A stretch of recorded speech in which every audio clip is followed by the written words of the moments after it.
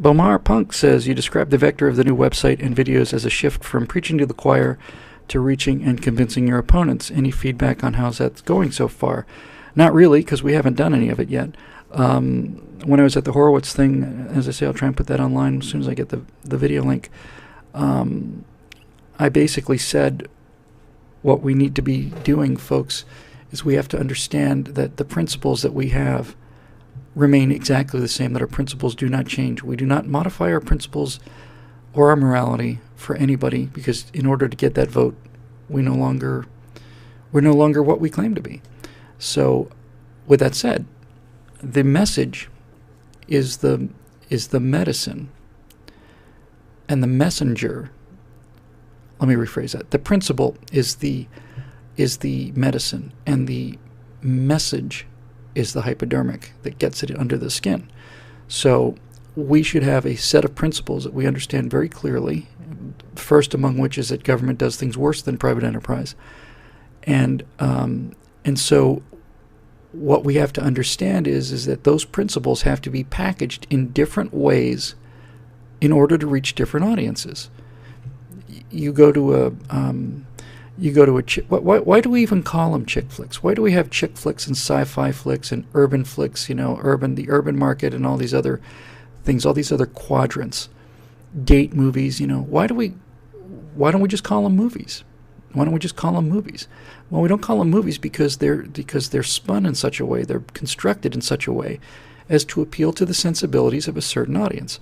An urban movie has a certain vibe. It's got a certain language. It's got a certain look, certain feel. Jokes are in jokes.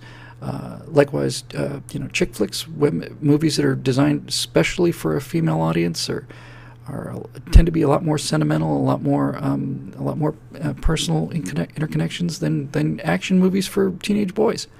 So if we understand that you can't sell The Notebook to 15-year-old boys, and you can't sell, generally speaking, Star Trek to other audiences, why do we have such a hard time understanding that we can't do this politically? Why can't we just understand that these principles are principles, and now we have to put them in a form that's, that's palatable to the particular audience we're trying to reach? If you change the message, if you change the principles to suit the audience, then you're a snake oil salesman. Then you're just you're just peddling the sale for the profit. But if your principles remain the same, you kind of have to modify the principles so that the people who are getting the message most appreciate the message. And what I'm trying to do here in this little shop of ours is I'm trying to accomplish that. I'm trying with the virtual presidency to make product for conservatives, to show conservatives, people who are already conservatives, what it would look like if they had a president that represented their values. And that's not a conversion tool. Right now, that's more important than a conversion tool, because frankly, if our team had come out in the last two elections, we would have whipped this guy both times. We didn't show up, didn't vote, because no one's expressing our principles clearly. No one's expressing our principles, and just about everybody is backtracking on our principles. So we lost. So the virtual presidency videos are not designed to convert other people, and neither are firewalls. But the common sense resistance absolutely is. The common sense resistance is a virus. It's a virus that goes into the pop culture and appeals to people who never would have found our ideas appealing, and appeals to them in a way that they can get their hands on.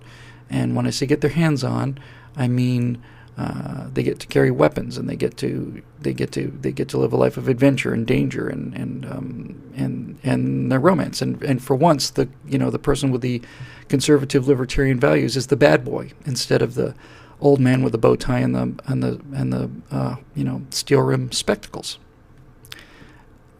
It's just that simple. Barack Obama is elected because young people thought he was cool. They thought he was young, and he smiled, and he went on,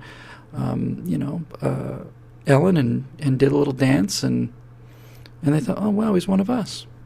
That's exactly what you were supposed to think, and it's effective. It works. So we need to do this. We need to do this all the time. We need to all the time be looking at what part of the principles appeal, and how should we clothe this? What kind of language should we use to get these exact same principles across again and again and again?